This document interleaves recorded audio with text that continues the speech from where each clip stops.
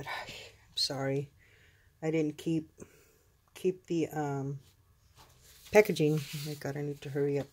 And then this one here, and I made this tag, and then this piece of ephemera, and then this is the little collage I made there. Here's another one of my book page pockets.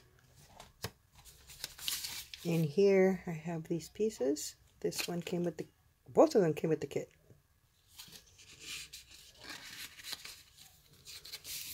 And then this one here. It's another die cut from one of the kits that I purchased that I will try to link. Another beautiful page. And this is the last page. I just made a large pocket with this image. I think it was a Glassine bag. And in here, it's holding this guest check.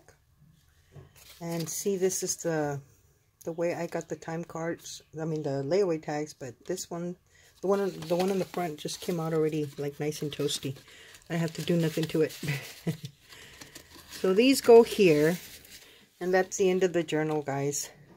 And I better stop because this thing is about to stop. So thank you so much for watching. I will see you guys on my next video. You guys take care. God bless. Bye-bye.